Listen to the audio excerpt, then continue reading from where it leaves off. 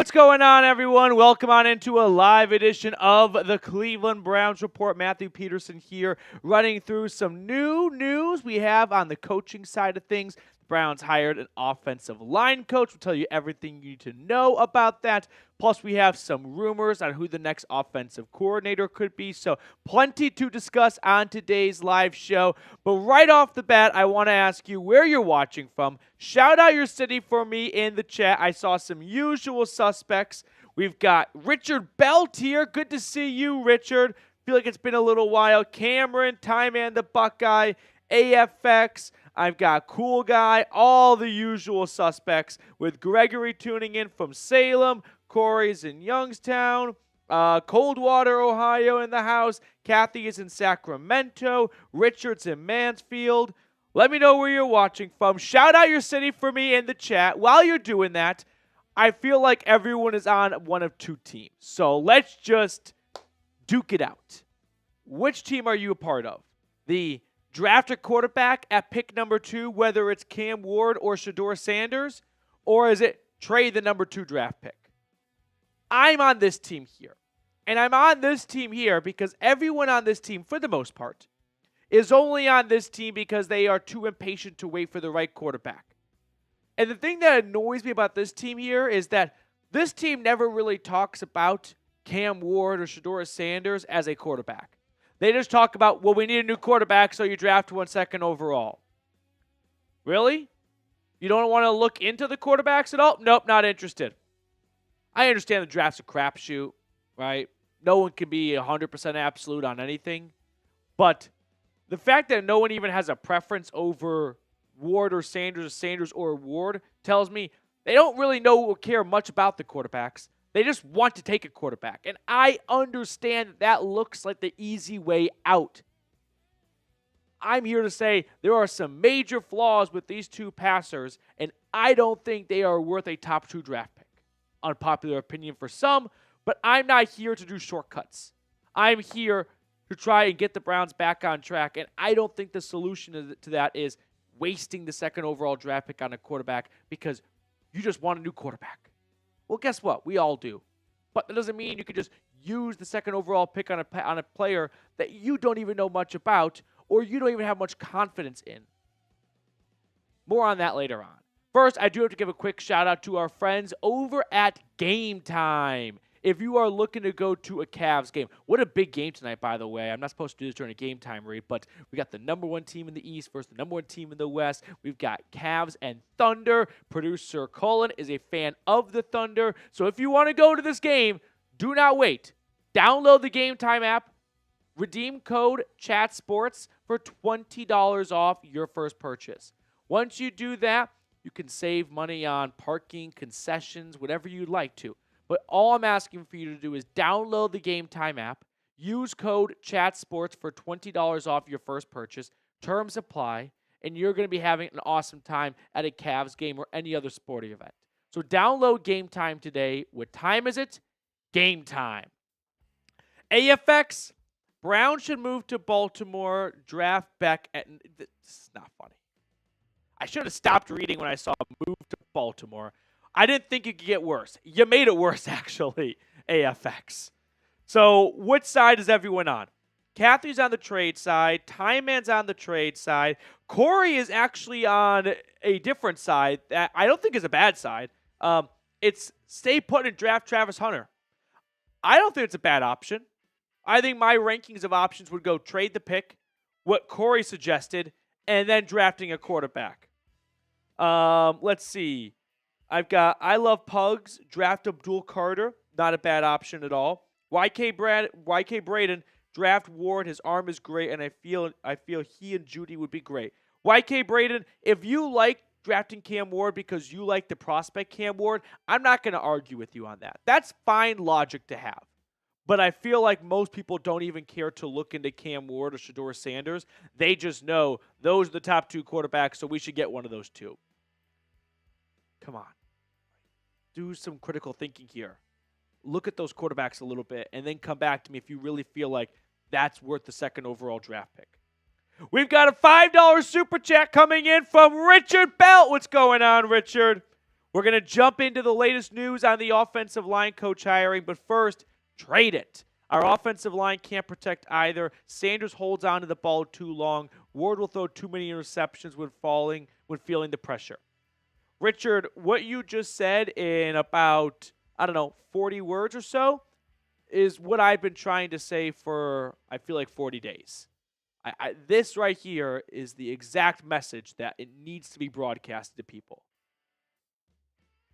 Just don't take a quarterback because you think that that's the right call, because that's what teams that need quarterbacks need to do.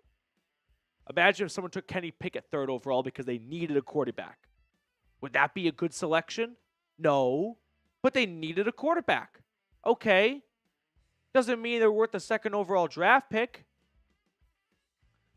Richard, thank you for your super chat. I'm getting myself worked up over and over again. 71 people tuned in already. Thank you guys for tuning in. Hit that thumbs up button down below. About 10 likes so far, so we can do better than that. If you have a question you would like to ask or a take you want to share, use hashtag Brown somewhere in the chat or super chat like AFX and Richard Belt have done, and we'll throw it on screen for everyone watching to see. We've got Braden Klosterman with a $5 super.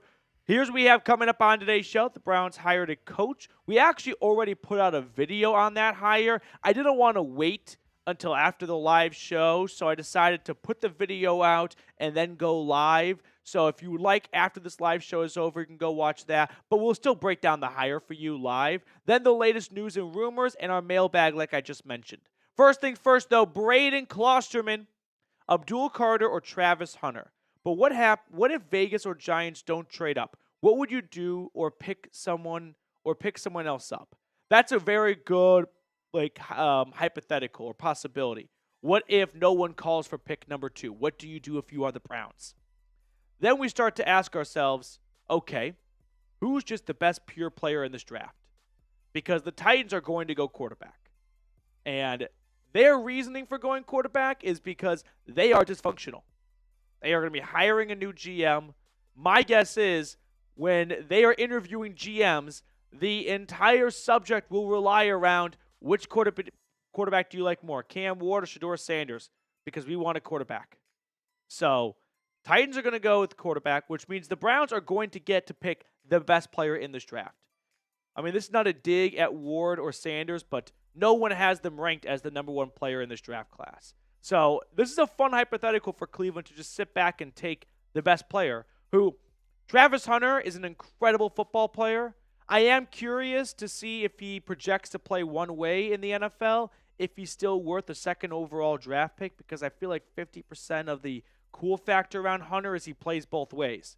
Well, if he doesn't play both ways in the NFL, is he still worth that top draft pick if he's only playing corner or wide receiver? I like Abdul Carter a lot. I don't think he's a generational pass rusher like, when Myles Garrett came into the draft, or maybe even a little bit of Aiden Hutchinson. He should have been 1st overall. But I think he's going to be a, consistent top-end player. So I would go with Abdul Carter. But Braden, thank you for your super chat. AFX, who's better, Stetson Bennett or Carson Beck? Probably Stetson Bennett. He actually won something. Carson Beck sucks too, though. They both suck. Okay, are we all caught up on supers? I think so. So what I want to do is just recap the news of the Browns offensive line coach hiring, and then we'll kind of get into the nuts and bolts of the rest of today's show. But first things first, the Browns hired a new offensive line coach. I should mention, by the way, Cullen is our producer today. Reed is under the weather, so we have Cullen back on the 1s and 2s. So meet the new offensive line coach. It's the former Rice football coach, Mike Bloomgren, who was fired after the season. Not a ton of not great success. I don't have high expectations for Rice football, so I'm not going to stand here like I'm some Rice football podcaster. But he had some good years and some not so good years. But here's the big talking point. You see that part there where it says he coached with the Jets from 2007 to 2010?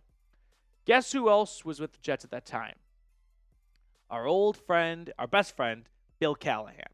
So we are looking at, I don't know if you can really be a disciple of like an offensive line coach.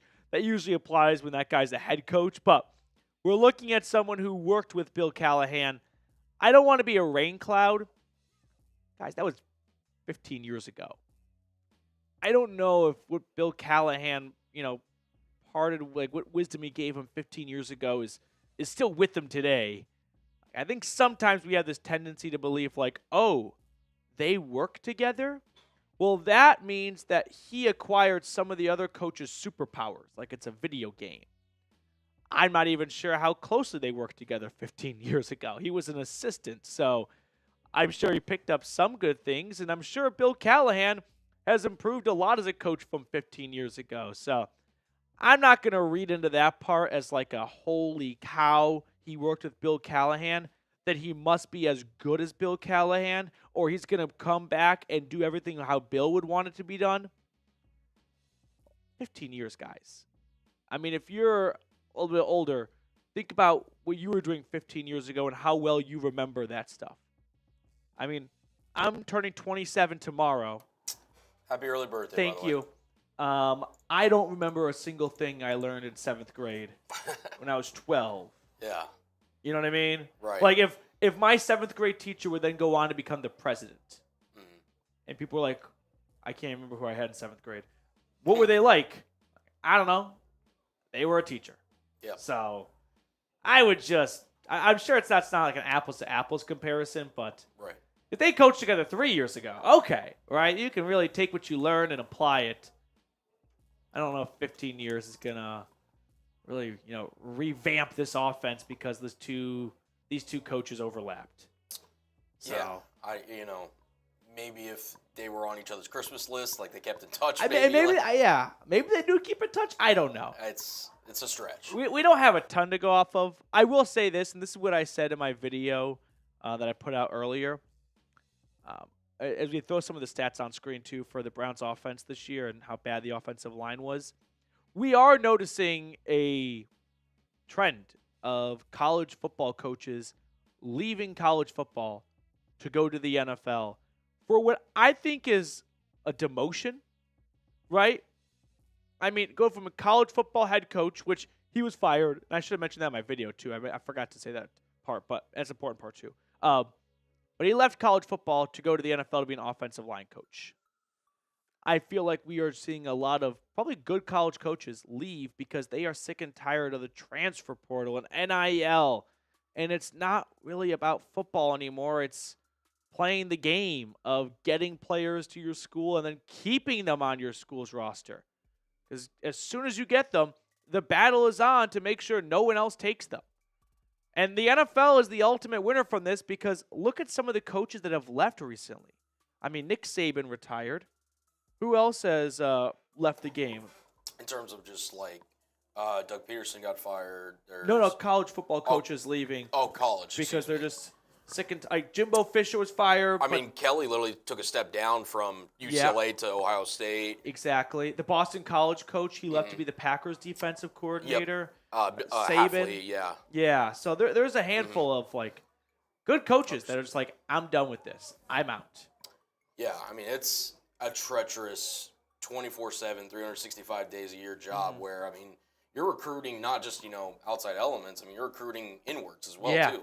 You're keeping your guys. Yeah. I mean, like, imagine if every day, Petey, you came, you're doing your job and everything, and you had to recruit Reed to stay here and be your producer. Oh, my God. That'd be fucking miserable. Like, that's what these guys are going through. Yeah. Like, they're consistently, like, again, people that you work with and people that, like, you have great interest in, put time in, you met their families, ate their cooking maybe, if they went to their home, and then just for them to potentially be like, I like what's over here. Yep, absolutely. Here's the offensive line, by the way. So this is what Bloomgren is kind of acquiring. I do not expect these 5 players to be the starters for week 1, mostly because of the 2 guards. I feel like either Bitonio's going to retire possibly, which he has publicly talked about. So that's not me trying to, manufacture something. Or the Browns might move on from Wyatt Teller because he's expensive and a little bit older, and the Browns need to, I would say, get their books under control, but they might decide to just go with a younger, cheaper Zach Zinter instead. Or if Bitonio retires, then they can keep Teller and they can put Zinter at left guard.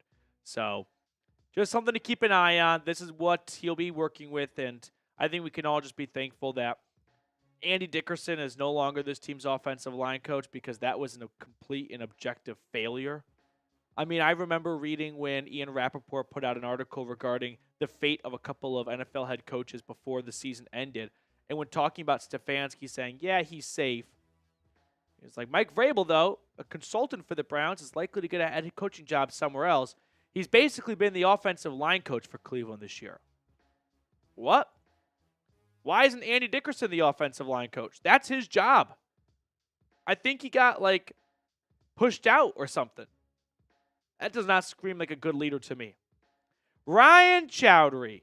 Question for AFX. Is Beck or Stetson Bennett QB1? Yeah, Ryan, I'm glad you asked that. Let's put the the heat and the pressure on AFX to answer this question. My dream is for AFX one day to be at security at an airport, and he's putting his stuff in the bin, and all of a sudden he looks to his right, and it's Stetson Bennett. He's like, you have no idea how much I talk about you. Some other news that came across, or some rumors. Albert Breer saying the Browns are potentially looking at Saints offensive coordinator Klint Kubiak. So some background on Klint Kubiak. For starters, him and Kevin Stefanski overlapped when they were together in Minnesota. So a little bit of a connection there. But Kubiak has been the play caller for the Saints this past season. Got off to a strong start with New Orleans, and then the injuries started piling up. And that's out of Kubiak's control. Lost his starting quarterback, his starting running back, his two top receivers, a lot of his offensive line. So not an easy hand to be dealt if you're Kubiak. But the son of Gary Kubiak, so a bright, NFL offensive mind, no doubt about it, and was with the Niners after a brief stint with the Broncos and really helped the development for Brock Purdy. And then you can look at the Saints offense this year. I mean, I'm not showing you guys this to be like, see, look how awesome it was. I'm showing you this to be like, hey, look how okay this was given how many injuries and a head coaching firing they dealt with. I mean, pretty often when a head coach gets fired, one of the next changes that's made is we're also going to change the play caller. It was the first thing that happened, literally the first thing that happened when Robert Saleh was fired and Nathaniel Hackett was demoted from being the play caller. And they kept Kubiak at play caller for New Orleans. So if you can find this Klint Kubiak, right? I mean, the Saints team that put up nearly 100 points in the first 2 weeks of the season, then that's an awesome hire for the OC vacancy. Before we get into the next segment of today's show, who you got for Friday? Ohio State or Texas? Cullen, you want to give me your prediction? So originally when we were in the playoff, I picked Oregon. I picked Oregon before the season. I picked Oregon too. Yeah, you and me. And obviously that did not happen. I think if Ohio State plays their A-level best football, there's not a team in the country that can beat them. I agree. They are. If we reseeded, they'd be the 1 seed right now. 100%. And listen, Texas, they have some things going for them. They, at least up front, on paper, can compete with Ohio State. Yeah. And if they're able to get, Quinn some easy throws going, they get the run game going, maybe play a little keep away, they could stay in this game. However, if you're having to make the argument in your head of how a team can stay in the game or, how they can compete with the other team, chances are you should just pick the other team. So I'm going with Ohio State. Before we ever go live or film a video, me and whoever the producer is, we'll usually check all the graphics, and I missed this check right here. I'm guessing Reed built this? Yeah. Yeah, he did. It should not say UT. It should say TEX for Texas. I wonder why. I wish I caught that. That went out on a video. Yeah. Weston, how about Cavs versus Thunder? How about that? Number 1 in the East versus number 1 in the West. I would love that to be the NBA Finals. I don't care what the market tells me or what the ratings say. That would be an awesome Finals, would it not? It would be. Obviously, two teams that are doing really well in the regular season. You've got, for Cleveland, Donovan Mitchell, Darius Garland, Evan They're popping Mobley. off. I mean, they are loaded. And, I mean, they're a young team, that's under J.B. Bickerstaff, one of the best young stories of this NBA season. Right. And the fact that they're doing this against teams like the Boston Celtics, the reigning NBA champs, and, the Philadelphia 76ers who've been a mess this year, the Miami Heat who are a dumpster fire. the Cleveland Cavaliers saw the opportunity and they've taken it. So in this matchup tonight, I mean, it could be potential finals preview. You never know, but it's early, and hey, I'm excited for it. So. I can't wait. I don't know if I've ever looked forward to an NBA regular season game more than this one. And that says a lot about the current state of the NBA. Okay, next up on the show, I want to talk about the offensive coordinator buzz out there. So if we're ready, hit that thumbs up button. 117 people rocking and rolling with us right now. We're at 32 likes. Can we get to 40 likes? Hit that thumbs up button down below. I'm just going to make a tiny addition, to this next script here. I want to take the Albert Breer tweet and add it to the next one as well. Okay. Sound good? Works for me. If it works for you. Okay. Tyman, you know who's rocking with. He says Ohio State winning it all.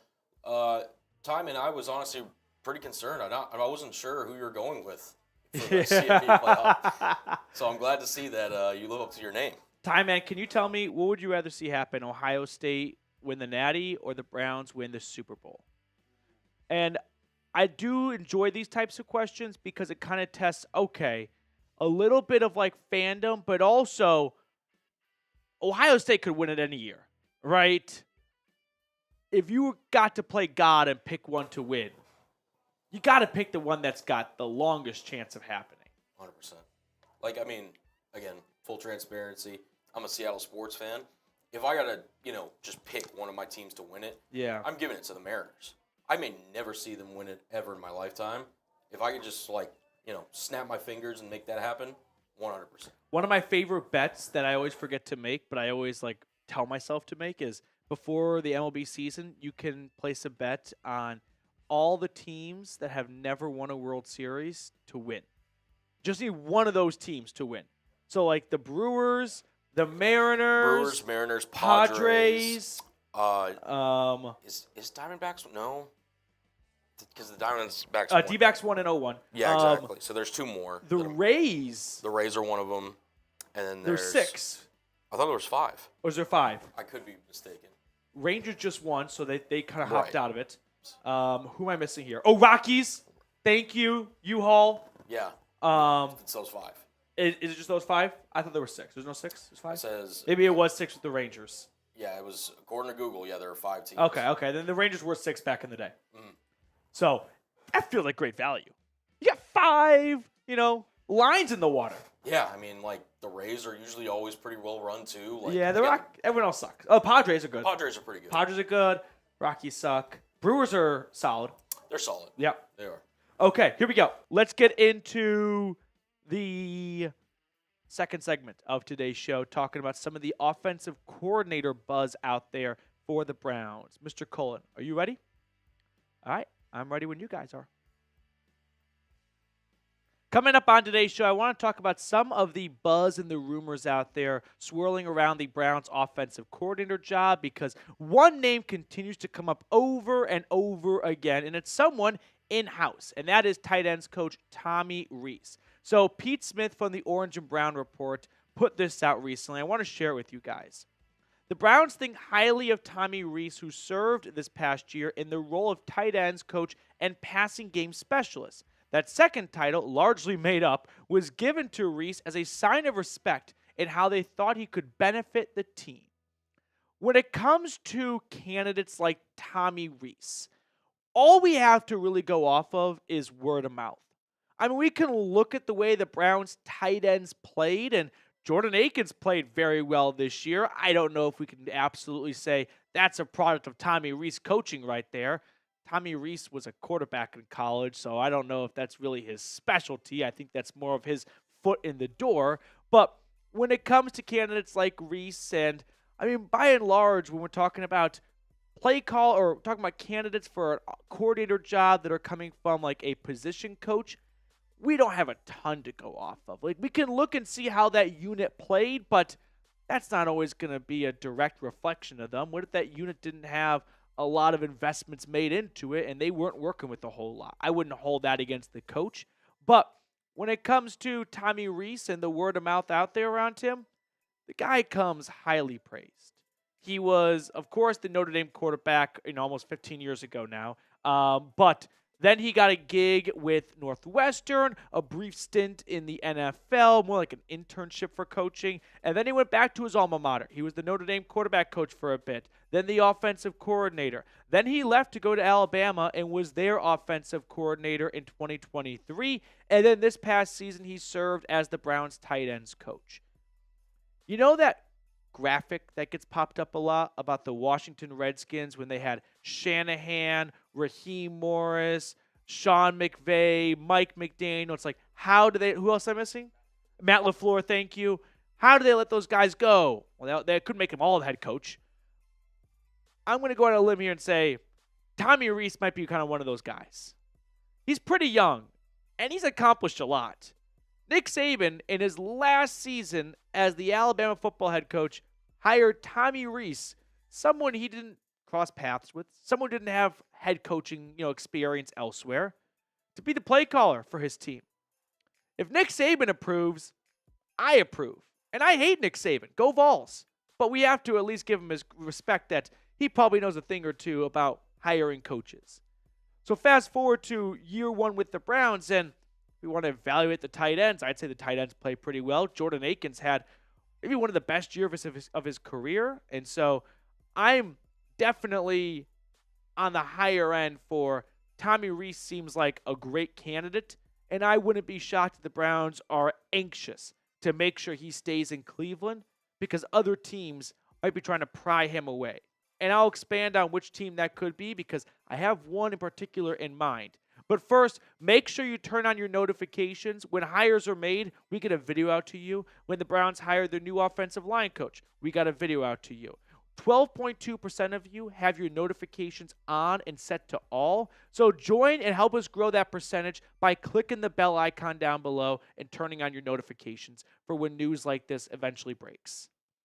Another name to keep an eye on, I just want to put on your radar, is Klint Kubiak. He's got some ties to Kevin Stefanski. They overlap together in Minnesota back when Stefanski was the OC there. Kubiak is the offensive coordinator for the New Orleans Saints. He's not a free agent. He's not unemployed, so the Saints would have to agree to let him go, but they're looking for a new head coach. Chances are that new coach is going to want his own OCs, so good chance that they're not going to keep him hostage in the Big Easy, but Kubiak, along with Rees, another name to watch for. Now, I've got more on Tommy Rees in just a moment, but first, I do want to give a big special shout out to our sponsor today, Fume. Have you heard that the flavored air category is quickly becoming the leading alternative to vaping and smoking? It's a whole new movement towards better habits, led by the sponsor of today's video, Fume. It is an award-winning flavored air device. Fume fills the void ditching a bad habit can leave. You can still have something to reach for. It is not a vape, and it can be used as an alternative to vaping or quitting vaping. Fume's design is also about more than just flavor. It's an awesome fidget tool with magnets and clicks that can help calm anxiety. Fume has already helped over 300,000 people build better habits. Try Fume today, and if you order the Journey Pack now using my code CHATSPORTS, you'll get a free Fume topper, an awesome accessory to level up your experience. Go to tryfume.com/chatsports or scan the QR code. All of that information is in the comments and description of today's episode. Check out Fume today if you are trying to ditch a bad habit. Thank you to Fume for sponsoring today's episode. So getting back to Tommy Rees and why the Browns might be a little bit on the anxious side to anoint him as their next offensive coordinator. Well, Bill Belichick, who for now is the UNC football head coach. Well, the next man up on their wish list was Tommy Rees. And one fear the Browns might have is, well, clearly word's out on Tommy Rees being an up-and-coming coach. And you know who's going to be a head coach in just a matter of days probably with the New England Patriots? Mike Vrabel. And I wonder if Vrabel, when he gets to New England, one of the first calls he makes is, hey, that tight end coach in Cleveland, he seems like a really bright young offensive mind. Let's get him over to Foxborough. Just like how Bill Belichick took on a young Josh McDaniels. And so the Browns might want to protect Tommy Rees and not let him leave and not let him get out the building by promoting him to offensive coordinator. Now, Tommy Rees might have some negotiating, saying, well, I'm not going to be the OC in Cleveland if I can be the OC and the play caller over in New England. So, will Kevin Stefanski allow Rees to call plays? That might be the negotiation. And maybe the answer is no, and that's why they're kind of already doing some homework on Klint Kubiak, because Stefanski feels like, hey, I'm a good play caller, just not really with Deshaun Watson. But the new offense isn't going to be designed around Deshaun Watson, and then I'm back in my, strong suit. So something to watch for as well. Speaking of Bill Belichick, another thing to keep an eye on when it comes to Tommy Rees is if the Raiders hire him to be their head coach, because there's some traction maybe about Brady trying to bring Belichick over to Las Vegas, well, now the UNC gig is wide open again. I know who the first phone call they'll make is Tommy Rees, who was the runner-up for the job. So the Browns might have some extra motivation to try and get something done soon. Not that that would probably get in the way of it, but the longer they let it drag out, if they really like Rees, the more open Rees could be to maybe going to UNC if that job were to become available, or follow Vrabel wherever he ends up. Some other news I want to share here before we get on with the rest of today's episode. The Titans are seeking permission to interview Browns assistant GM Catherine Hickman. And what that means for the Browns is if she is hired by Tennessee, the Browns would get 2 compensatory third-round draft picks for 2025 and 2026. So they would add to their 9 draft picks, and they would have 3 third-round draft picks. So not the worst draft capital. Actually, far from the worst. Some view it as the absolute best draft capital. They have the 2nd overall pick in the draft. They have the 1st pick in round 2 because the NFL draft order rotates round after round to, spice things up a little bit and to keep it moving based on record tiebreakers. And then they've got 2 picks in round number 3. So possibly more day 2 draft picks coming to Cleveland if Tennessee hires Hickman. All right, some other things I want to talk about here as we all gear up for, a couple of big college football games. We're filming today's show during our live show, which airs Wednesday afternoons. And we have some big college football semifinal games.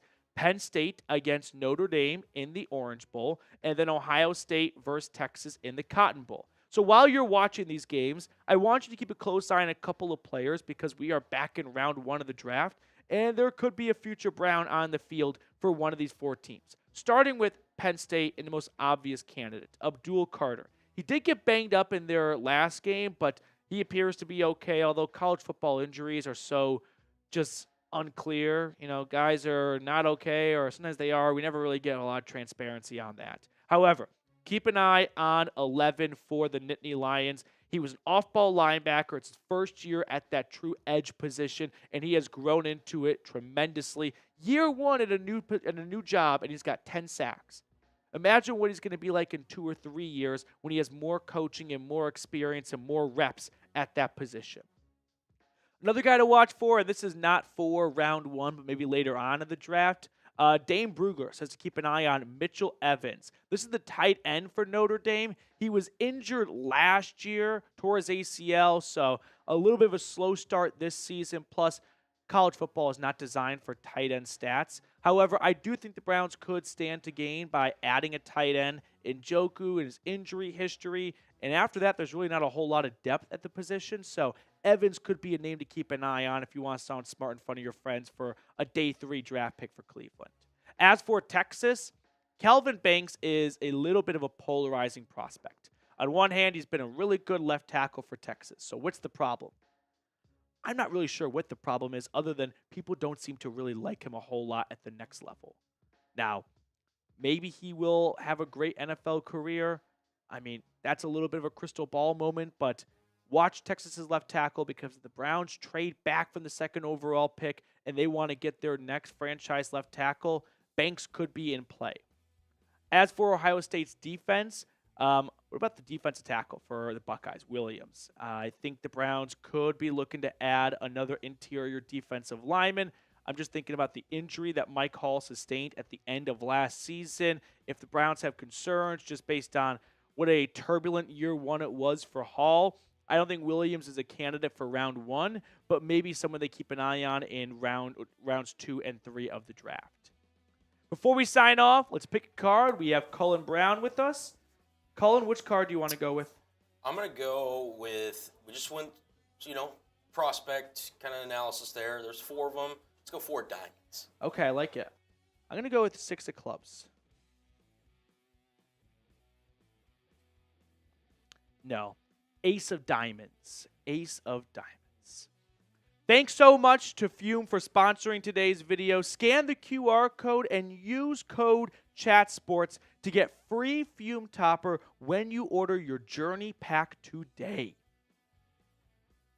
Colin, should we talk about the games over the next 2 days? I don't see why not. I mean, 2 really good games. I'm actually, again, weather dependent on if I'm going to actually be on the call for this one, but I am, as of right now, scheduled for our Chat Sports main channel to be the producer for Penn State Notre Dame. That's such a coin flip game. It really is. I have no clue.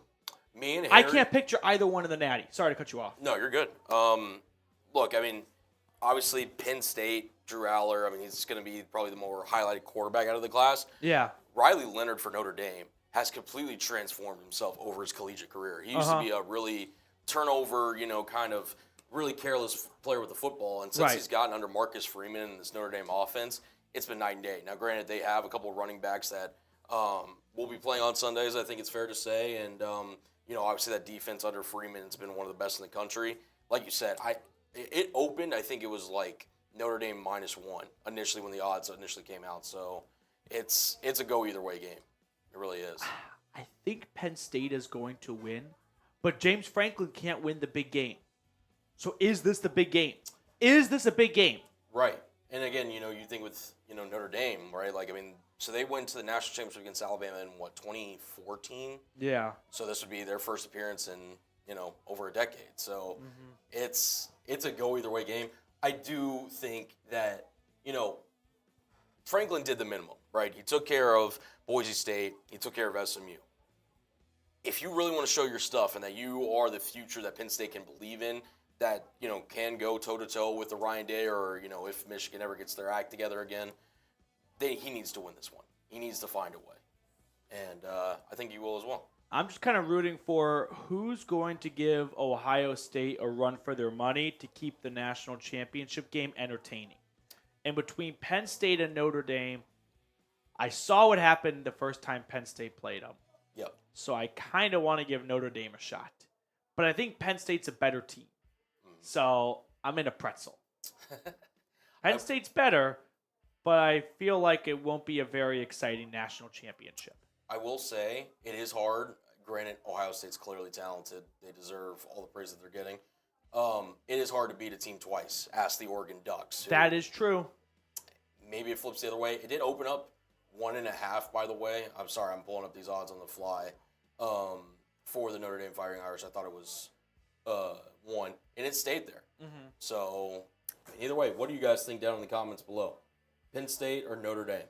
Every single Browns fan in the world wants the Browns to draft Will Howard. And Really? if you even say the Syracuse quarterback's name, they freak out. Yeah, Kyle. Won't say his last one. But, Petey, I got to ask, too, because we've had this debate. I'm sure you've told them, we're in separate part of the offices, our little section. We've had this debate for a while. Who's your QB3 in this draft class? We have not had that debate. I'll tell you who it's definitely not. It's not Jalen Milroe. No. He sucks. He stinks. My QB3, it's a good question. I am going to go with, in between 2, I'm going to say, they're going to hate me for this. I'm going to say Kyle McCord. Really? I feel like what we saw from him at Syracuse this year was very impressive. And Dylan Gabriel is the other name out in between the 2. But I'm going to go with McCord. And I know every single Buckeye fan doesn't like him. I don't know why. It was Ohio State who kind of ran him out, right? Yeah. I think he wanted to come back. No AFX. I did not. If Kyle McCord never played at Ohio State, would you guys feel this strongly about passing on him? I think if he went from Wake Forest to Syracuse, I doubt you'd have these strong of feelings.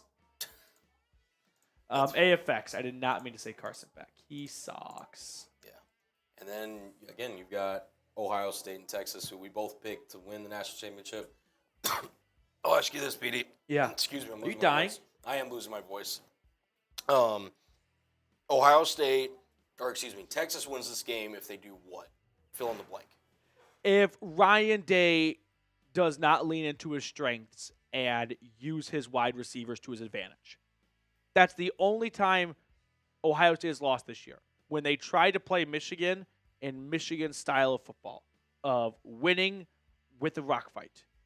You've got 3 future NFL wide receivers. Throw to them. Like, Texas's path to winning is if Ryan Day gets in his own way. I just feel like there's too much talent on Ohio State's roster for Texas to come up with a game plan that beats Ohio State when Ohio State is the best version of themselves. Are we ready to get into our mailbag? Well, let me flash this up. Yeah, we need some questions, so use hashtag Browns or Super Chat. If you Super Chat, we'll throw it on screen for everyone watching to see.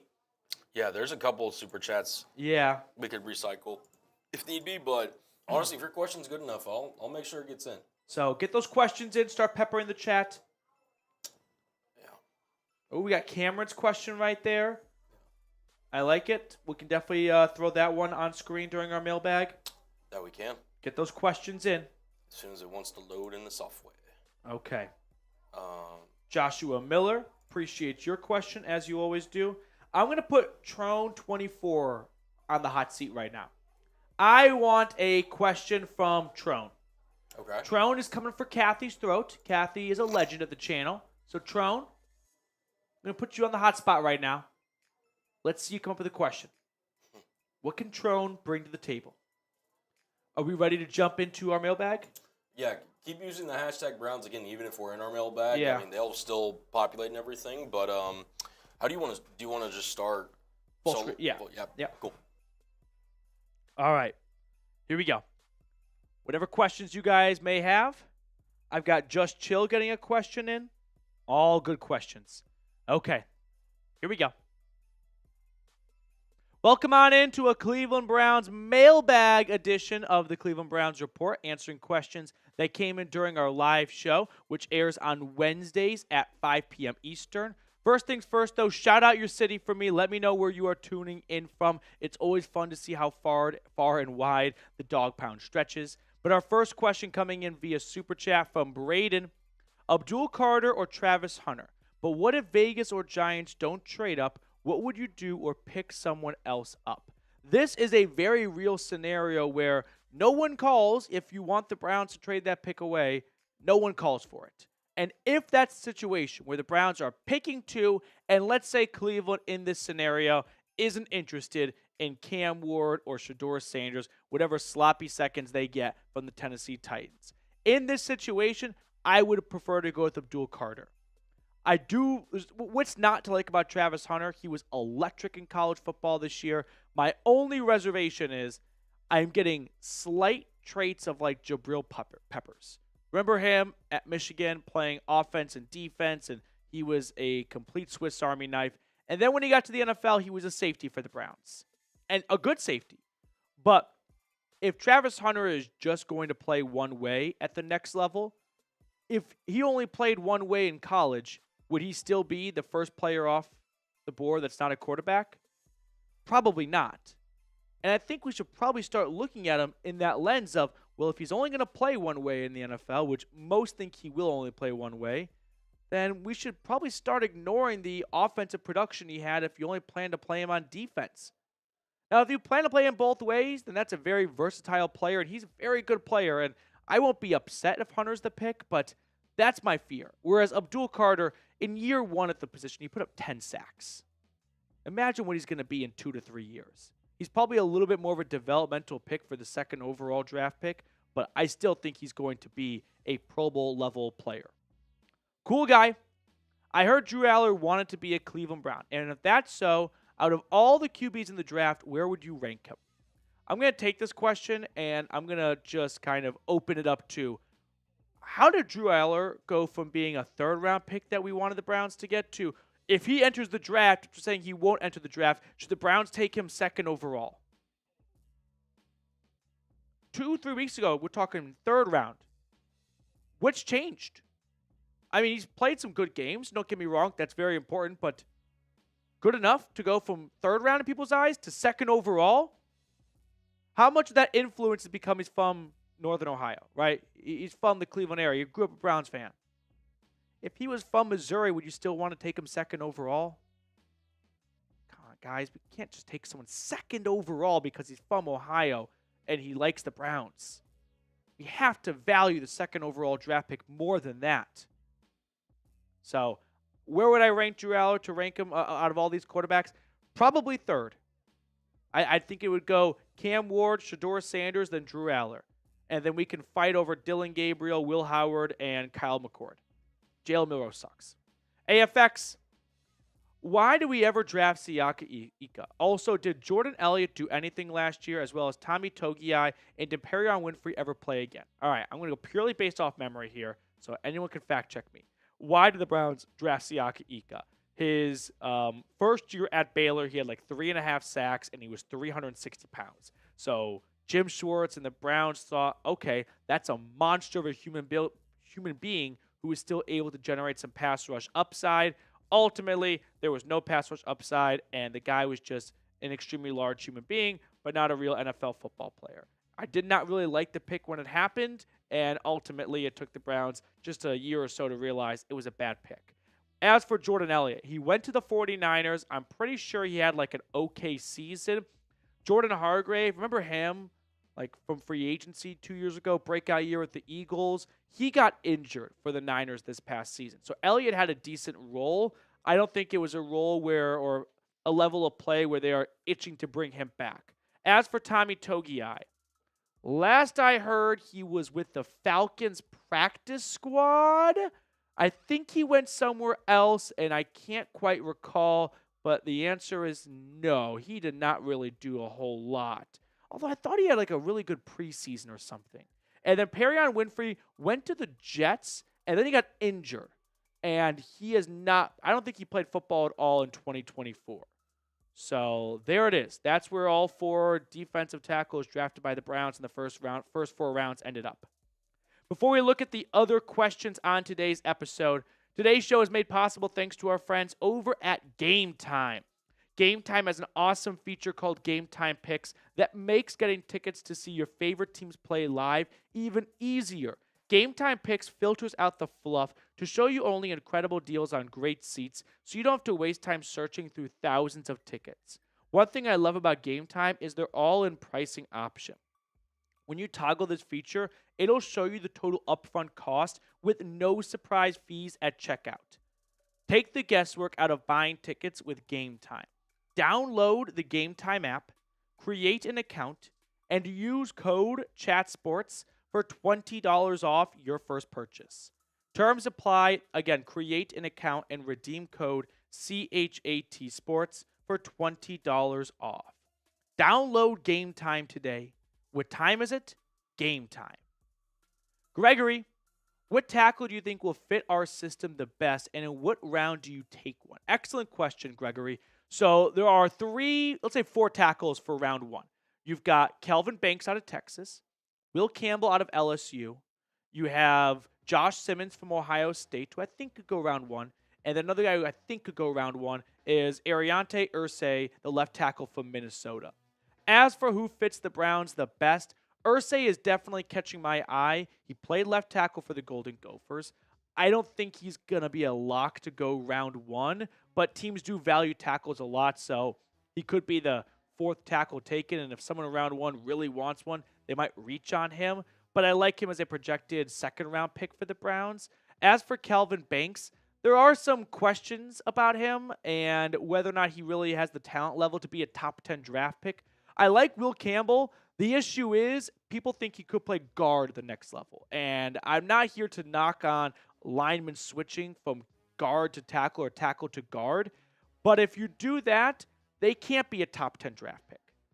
If you're picking someone top 10, they should go on to play the position that you drafted them to play in college.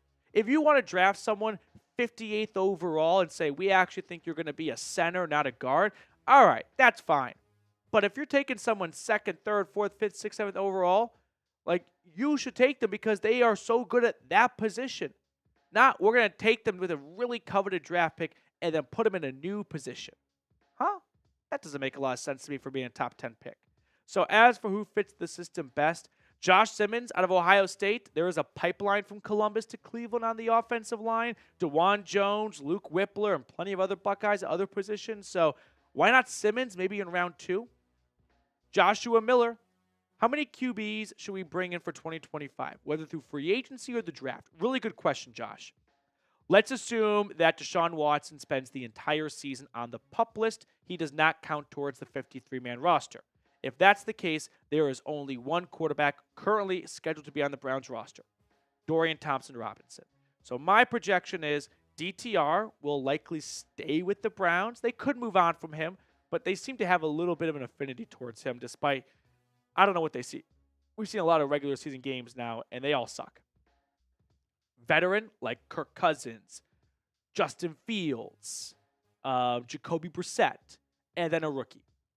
So I'd say there are going to be 2 new quarterbacks, and they are both going to jump DTR in the depth chart. Now, the topic that everyone is fighting over is what the Browns should do with the 2nd overall draft pick. And there appears to be 2 camps mostly. Draft a quarterback at number 2, trade the number 2 draft pick. I'm in this camp, and I'm in this camp because no one has told me a good reason to be in that camp. Like, it seems like most people in this camp don't even care who the Titans pick. They'll find it to get the sloppy seconds. You should value the 2nd overall pick more where you have a preference. They just want to take a quarterback. They don't even care who the quarterback is. Guys, you should care who the quarterback is when you're taking 2nd overall. Like, it's a coin flip right now for Sanders or Ward 1st overall at the Tennessee Titans. And some Browns fans are like, well, whoever they don't take, we should take. What? That's not how you approach the 2nd overall draft pick. The 2nd overall draft pick should be devoted to someone who you think is going to be an incredible prospect, not just taking who the Titans passed on. Peter, what's the likelihood they keep Chubb or draft a running back? I think they could very well bring back Nick Chubb. Andrew Berry's press conference did not signal one way or the other, but Andrew Berry is not going to come out in a press conference and say, we would love to have Nick Chubb back. We really want Chubb.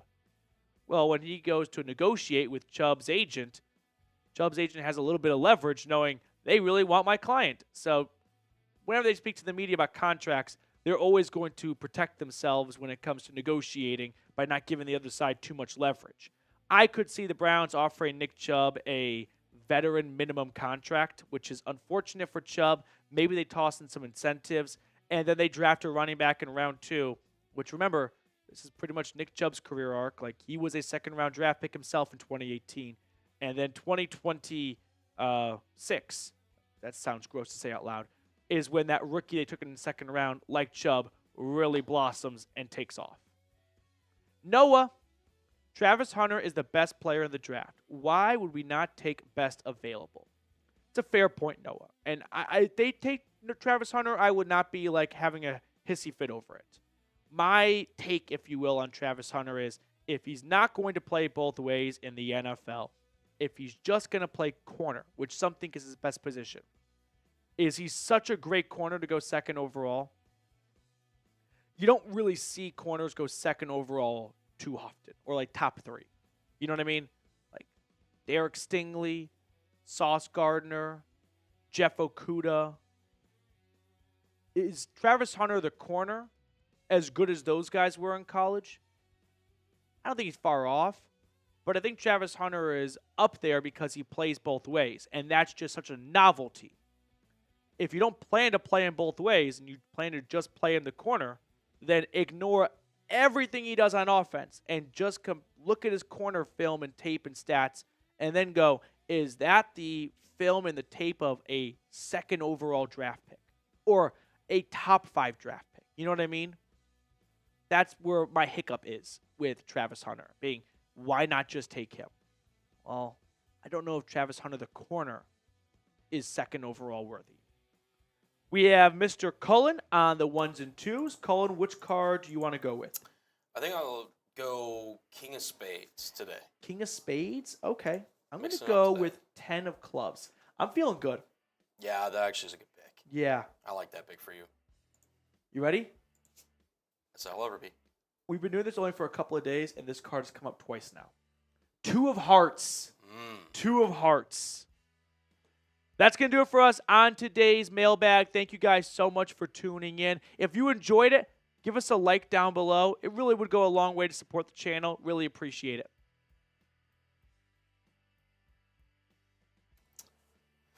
Whew. What up, U-Haul?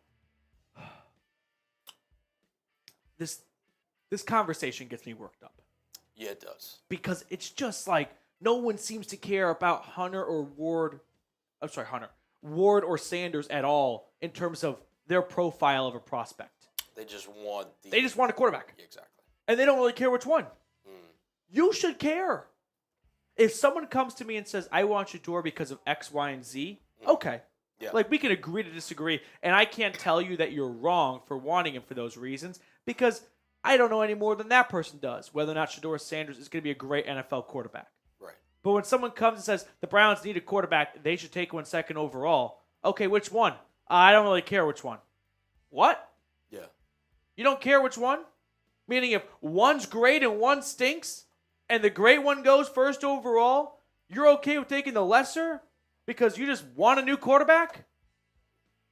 We're going to be back in the same spot 12 months from now. It would be like, again, this is a bad analogy, but I'm just going to wing it anyway. Imagine you're in an apartment, right? And you're trying to buy a house. And there are 2 houses that are getting built. And you don't know the, like, this is the first time the builders are building separate houses, Yeah. right? And you're just sitting there, you're like, I want to get out of this apartment so bad. Let me just buy one of these houses, even though I've never seen this owner or this builder build a house. I don't know what the house is going to, I don't know where the house is. Like, all these different factors that you're not considering, but you're just so set on getting out of your apartment because you want a house, not factoring in that even if you just wait a little bit longer and save a little more money, you could be in a better spot. I'll give my 2 cents again, Petey. You could say how you want to. I'm a big fan of Cam Ward. I think he's the number 1 quarterback in the class for me, personally. Mm-hmm. I think if you were to redraft everybody, like if you threw Cam Ward and Shador Sanders in with this previous draft class, I'm not saying Cam Ward would go first. That's not what would happen. But I could argue maybe 4th, 5th, somewhere in that range. No, I don't think he'd go round 1. You don't think he'd go round 1? I don't think he'd go before Bo Nix, who was the last quarterback taken. I would feel differently, but okay. You think he'd go like? I think he would be in the discussion with Bo Nix and McCarthy in that back half of the first round. I'm not saying every GM would agree with that. I would have to sit there and, based on what I've seen, debate between Nix, McCarthy, and again, McCarthy's unknown because he's hurt, and Ward. Yeah. Again, maybe I'm wrong, but that's how. Right. No, that's the thing about the draft is, like, I get very passionate because I like the draft a lot, but no one can say they're right or wrong with 100% guarantee. Right. Mostly because, let's say I say Cam Ward stinks, or I actually don't even think Cam Ward stinks, but let's just say I think he's a day 2 Yeah. guy. Let's say I'm not very high in Cam Ward, Right. and he goes to the Titans and he doesn't play well there. Like, I could then say, wow, I was right. Well, maybe I was right because he went to the Titans, and them as an organization did not set him up for success. Whereas if he went to another team, he could have been much better, and then I wouldn't have been right. So even when you think you're right for sure about a prospect, sometimes there are guarantees of that guy was just bad no matter where he went. But other times it's like, no, I still think that prospect was bad. It's just he went to a bad situation. And also vice versa. Like, there are some prospects that are too good that no matter where they go, like them individually will still perform. So, again, we'll study Cam Ward some more and Shador Sanders. And again, maybe I'll change my tune on it. But I think he's the clear-cut number 1 over Shador. I do like Cam Ward over Shador. I will say that as well. Joshua Miller, $5 super chat. Let's go, Josh. We are 3 USD away from 30 on today's live show. Appreciate everyone for supporting the channel. I'm going to get a new link. Give me 1 second. But yeah, shout out to you, Josh. Big shout out to Mr. Joshua Miller, always supporting the channel. Should we look at drafting on day 2 of the draft? Let me read that again. Should we look at drafting on day 2 of the draft or bringing in a solid linebacker with the rumors going around about JOK's neck issues? I'm guessing you're talking about just drafting another linebacker. I'll be honest, I don't think the Browns need to draft a linebacker early, even with concerns over JOK. Jordan Hicks and Diabate and Devin Bush all played, I thought, pretty well this past season. I'd be okay with running it back with them if you have to for this season. I'm not in a panic mode over the linebacker room if JOK is not available for 2025 or, I don't even want to say it, but forever. I think Hicks played very well this year. Diabate's a rising guy. And Bush, I thought, played really well the last couple of weeks of the season. So I'd be okay with those 3 players as your top 3 linebackers and then prioritizing something else in round 2, like running back, like offensive line. Linebacker is just not a position group that is what it used to be in terms of value. And I don't want to see them reach on a linebacker if there's not one who's like an obvious candidate. Like last year, I was a big fan of Edgerrin Cooper. Remember him? And he's had a really strong rookie season with the Packers. I haven't found my round 2 Edgerrin Cooper yet. Maybe I will, but I haven't found him yet. Yeah. Okay. Are we ready to call the show? Yeah. I mean, unless anybody wants super chat, keep yeah. the show going. I feel very thankful for everyone that has super chatted and hung out with us today. So thank you all for watching a live edition of the Cleveland Browns Report. Joshua Miller, what about in round 3 if we get comp picks? If there's a player you like enough in round 3, then yes. But I don't think linebackers should start jumping the line for team needs because of JOK's injury. With what you have in Hicks and Diabate, and you could bring back Devin Bush again.